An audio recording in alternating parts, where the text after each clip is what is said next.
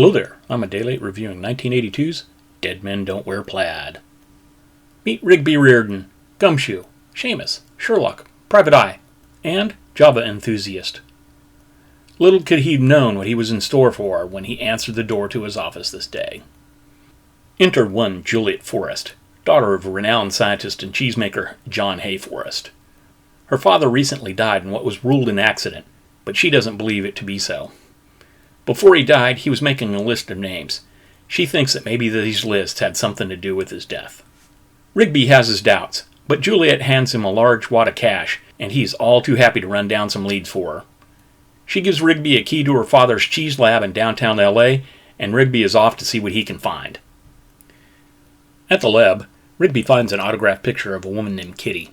Not only that, he finds two lists of names taped to the bottom of a drawer. One says Friends of Carlotta, and the other says Enemies of Carlotta.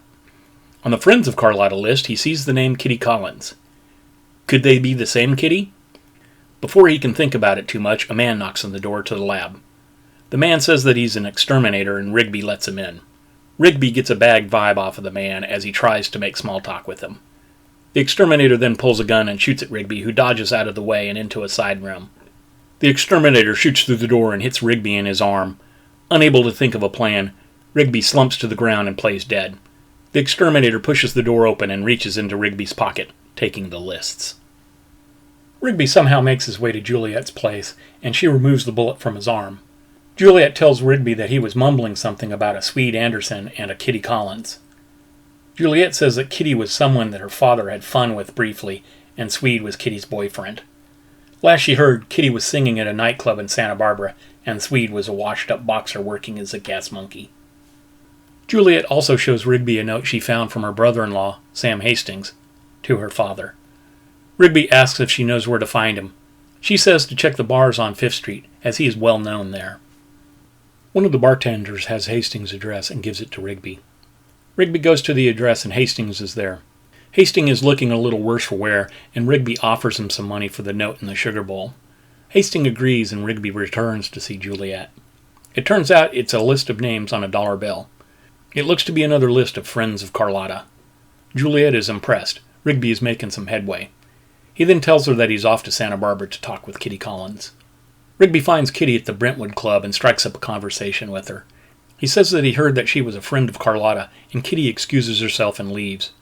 He catches up with her the next day and gets a list for the enemies of Carlotta.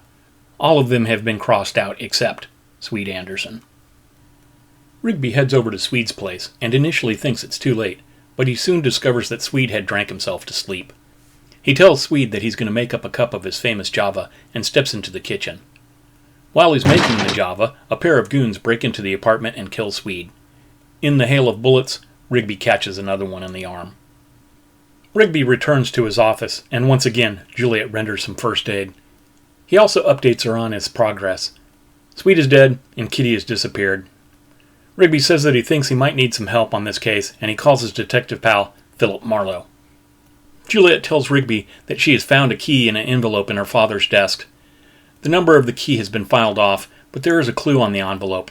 Rigby impresses Juliet with his reasoning, and the two share a moment before Juliet leaves. A bit later, Marlowe arrives, and Rigby tells him about the lists. He gives the enemies list to Marlowe and wants him to track down what he can, even though they are all probably dead. Rigby heads over to Union Station to see if the key fits in one of their lockers. It does, and inside he finds a briefcase with some typed-up lists. Rigby then notices someone has taken an interest in him. Rigby writes down one of the names, closes the briefcase, and locks it back in the locker. He tries to ditch his tail as he gets on the train to Grunion Point, but the man finds him and joins him in his compartment. They share some small talk until Rigby pulls out a harmonica and lulls the man to sleep. Once they arrive at Grunion Point, Rigby takes a cab to the home of the name he wrote down, F.X. Huberman. He arrives to find a party going on, and the host is actually a hostess. He flirts with her a bit, and she tells everyone else the party is over so they can be alone. I'm very sorry you all have to go. It has been a perfectly hideous party. He finishes his drink and starts to feel funny. She's slipped him a Mickey. Rigby wakes up the next morning in his office. Juliet is there. She tells Rigby that Sam Hastings is dead. Also, she found another note from her father. Rigby deciphers it as an article in the New York Times. He He calls a librarian he knows and has them tell him about the article in question. He learns that it is about a South American cruise ship called the Emmer Essen. Juliet has heard of the ship. When her sister and Sam Hastings separated last year, he took a cruise on the ship. Rigby says that it's interesting because right after that tour, the company canceled its cruises and now Hastings is dead. So, what happened on the boat that has led to all this death? Well, check it out and see. Dead Men Don't Wear Plaid is an interesting movie. Not only is it a silly comedy, it is what is known as a collage movie. And what that means is that the film incorporates scenes from other movies. In this case, 19 films from the 40s and 50s are interspersed throughout the film to help build with the plot and aid with jokes. It works well story-wise. The only flaw is that the black and white movies were filmed using film stock made with silver nitrate, and so the blacks are darker and there's a certain grain or texture look to the film that isn't present in the modern black and white film that was used for the movie. So you'll usually be able to tell when they insert a scene from an old film. It is most noticeable when they try and merge them together instead of cutting back and forth. Now this movie marks the second collaboration between writer-director Carl Reiner and writer-actor Steve Martin, and I have to say, of their collaborations, it's easily my favorite. Apparently Reiner felt the same way, as it was his favorite movie of all the movies that he had directed. The late Carl Reiner is what you would call a triple threat. Not only was he an actor, he was also a writer, most notably as the creator of The Dick Van Dyke Show, and he also became a director. His work as director was probably best when he was teamed with Martin. The movie stars Steve Martin and Rachel Ward, with a small role played by Carl Reiner. All three do an excellent job.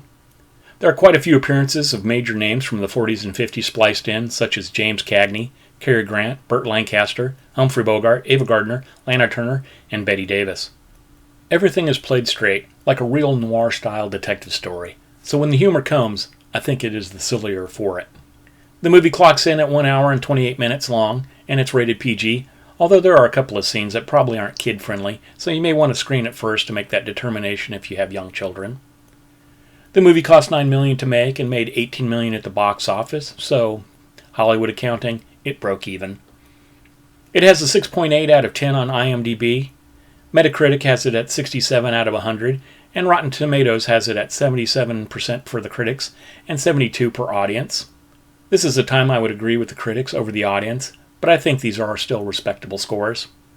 So, if you like old film-style noir detective movies, and you'd like some humor thrown in, I say you can't miss with this one. Check it out. Thanks for watching, and until next time.